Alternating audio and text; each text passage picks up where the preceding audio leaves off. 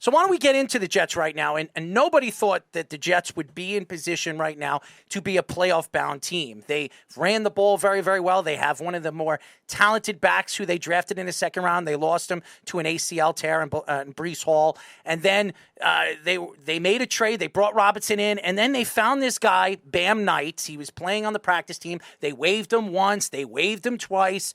He's still there. And they bring him up, and he has been absolutely ridiculous on the football field. He's offensive rookie of the week this past week. He had a touchdown at 70 yards against the Buffalo Bills in Buffalo. What are your thoughts to what the Jets have done ever since that, obviously you retiring and the committee that you had over there when you played? I think the number one thing is just the head man that they have over there. I mean, that's a fun guy, man. I had the opportunity to sit with him, talk to him, just his philosophy of the game, just life, and just, just having a conversation with that guy, man. I think any player, if they had the chance to sit down with their head coach, they'd love to go over and play for the New York Jets. And that's what you want to see when you talk about bringing in a young team and developing a young team like New York. You want to be able to be that player's coach, the player's coach that can develop players. Let's be honest. Not all coaches can develop players. You have coaches that like the veteran teams. But a guy like Robert, man, he did a great job just developing the young players. I predicted a 10-win season and a playoff run. Look at you. I did, man. I called it. You can go back and look, man. I believe you. Called it. And one of those things was just, man, after I met with Robert, man, it was just like, okay, I think they're gonna turn a corner.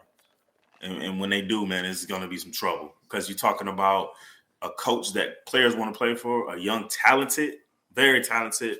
And I think the biggest shock this year, to be honest, man, is the defensive line, what they're doing. That defensive line is a monster. I think this team kind of reminds me of that 09-08 Jets team. When they had the young Mark Sanchez. The defense was outstanding, and they were able to run the ball. They had running backs at the end of the day. Can't wait, as Bart Scott always said. Can't wait. And by the way, he's crazy too. He's crazy. We've had him on this show too. He's nuts too. But go ahead. I'm sorry. No, it's all good, man. It's just you hate to see what happened to Breece. I mean, he was having a year. You know what I mean? I'm talking about being in the topic of the best running backs in the league right now. As a rookie, we have to finish strong. And I think at this time last year, we weren't even in the playoff talk. So to even be mentioned in the playoff talk in December is very exciting for Jet fans. As Robert Saleh said, it's all about December, and if they're in the talks of making the playoffs, that's a sign for where the Jets are growing. And I think it wasn't this year where the Jets were going to take off. I think it's next year where these players, Garrett Wilson, Breece Hall, and Elijah Veritaka, they all play together and they get ready with hopefully Zach Wilson. It doesn't seem like it's Zach now. It's Mike White. I know a lot of Jet fans are shooting him down, and I feel so bad for the kid because he just couldn't. It's New York, man. That's New York. You know how it is. Yeah, you do too. You had Mark Sanchez. You had all these other quarterbacks, and the Jets have been trying to find that franchise quarterback, and they just haven't found one. And hopefully this transition, maybe Mike White isn't 100% healthy, and maybe Zach will step on the field this week, take over the reins, and actually become the quarterback that everybody believed the Jets thought they were drafting 2 years ago as the second pick. Talking about all the personalities of the quarterbacks that he was with. Mark Sanchez, Tim Tebow, Geno Smith, and Ryan Fitzpatrick. All in one career. Big. You had some guys, man. Tim Tebow, you don't remember that? Oh, my God.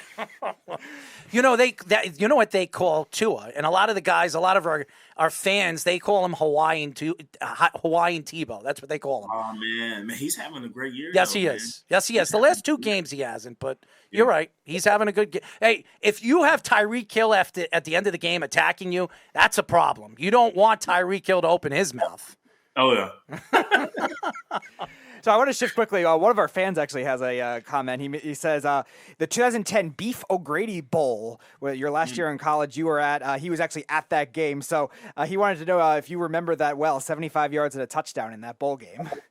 Yeah, man. I was actually going for the season rushing record that year, and Southern Miss did a great job of containing me that first half. Man, I didn't get those yards until later in the game. Those yards that they jumped up 14-0.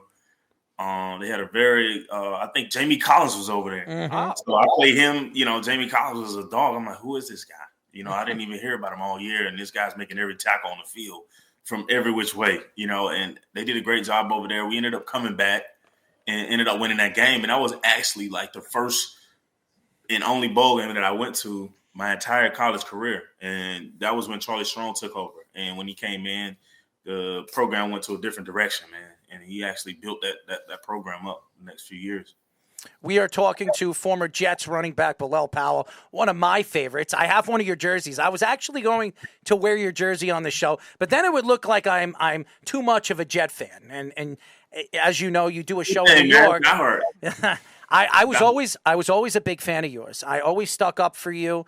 I know a lot of fans, week in and week out, they were like, he's not the right guy. He's awesome. That's the problem here in New York.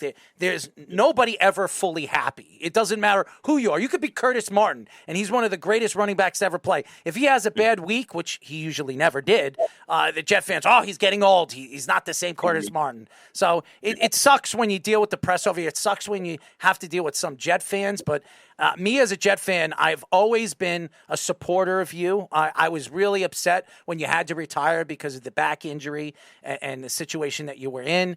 But you had a fantastic career. You really did. And I know everybody's going to say, well, look at his numbers. He's not one of the greatest. It doesn't matter. When I watched you play, you played hard. You played discipline. And you went out there and you gave it your all. And that's all you asked for when it comes to a football player. Is not a guy that's going to slack. And I can name a bunch of great, talented NFL players that all the talent in the world, and they were slackers, and they never amounted to anything in the NFL. And you, I remember when you were drafted. I remember when you finally got your opportunity to step on the field and play. And I always loved you as a player. You always showed what it is to be a Jet. Everybody says, what is it? And they make jokes about the Jets. What it is to be a Jet is be a loser. But I didn't see it that way. Rex Ryan brought that personality. And when you came to the team and when LaDainian Tomlinson came from obviously San Diego, it was a different team. It was a different roster. And I really appreciate the way you played the game. Man, I appreciate it, man. I appreciate you for having me on here. And let's put it together this Sunday. I mean, the Lions, they got a good old line, man. Hopefully we can, and with Q out, that's going to be a little challenge. But hopefully we can win this, run the table, and let's get into the playoffs, man. It's been too long. Let's get into the playoffs. Yeah, it's Jermaine Johnson. How about this? Play Jermaine Johnson. How about that? I mean, how many snaps has he been out there? If you look at the estimated snaps, this guy was a first-round draft pick. The Jets moved up to get him. I want to see him out there. I want to see him play more than third downs, every other third down. Go out there, let him play first and second downs, and see what you have with this kid. He has the speed on the outside. You're going to have to add speed. I like what they did with Curry. Curry, healthy this year. He has played very well when he needed to play. And Quinn Williams is a beast. There's no question. He is. Yeah, he's having a great season. He keep playing like this, he's going to get a big check. Boy, are the Jets going to be opening his. And by the way, his brother, Quincy Williams, another fantastic find by Joe Douglas from the Jaguars. I mean, he is one of the more underrated linebackers in football. People don't realize how good he really is. He's good. He's good. And that's the thing, man, about the team, man. I want to say our team like I'm on it. But that's the thing, man, about the team is just like them finding these guys. You know what I mean? Finding the guys that are going to buy in. That's all you need. You just need guys that are going to buy in. And, if you look at New England really never have superstars. They just have guys that buy into the system. And I think that's where we are right now. You got guys that really love football. You know what I mean? The distractions off the field. Even though we're a young team, though, that's the shocking thing. We're a young team, but they're locked in. You can just tell that winning matters. So that's scary. So one of our fans has a question. Lyle says, what was the reaction from your locker room, the players on the team, when Darrelle Revis got traded? Man, you know what? I don't even remember. That's when I knew no one's safe, to be honest with you. I'm like, if they got rid of Revis, then let me tell myself I'm renting my locker because anybody can go after you see that one. So. Well, my two favorite players from 2007 to 2019 was Revis and you.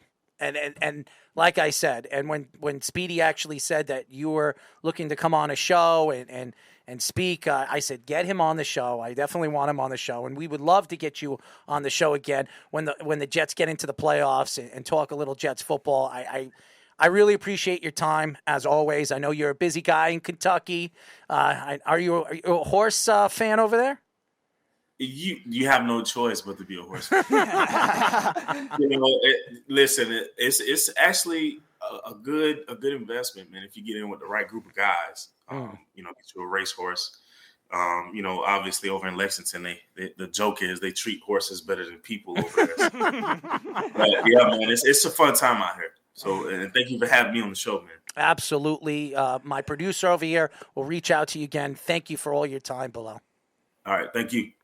Bilal Powell, ex-New York Jets, former fantastic running back in the NFL, a guy that I've always respected as an NFL player, and I'm not kissing his butt. I loved Bilal Powell. And Speedy, you will tell everybody how many times I stuck up for Bilal Powell. Plenty of times, actually. Bilal, all the time. When I first came here to this network, there were a lot of debates surrounding you because we're in New York. A lot of Jets fans, a lot of guys that were at our networks that weren't Jets fans were attacking you Errol all the time, attacking me, saying Bilal Powell is one of the more underrated running backs in the league, and he needs an opportunity. He needs an opportunity, and finally you got your opportunity. I said, I told you guys this guy could play.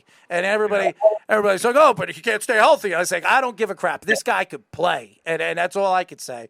And it's just when I watched you play, that's what I want my running backs to be. A guy that's going to go out there. No matter how big you are, how small you are, you're going to go out there and you're going to give it your all. And that's what you did. And that's what makes you one of my favorite players and one of my favorite backs that ever played for the Jets. And I've been a Jet fan since I was in diapers, okay? And I'm 40 years old. So it just tells you the type of player that I thought you were when you were drafted by the Jets. So, again. I appreciate it, man. I appreciate it.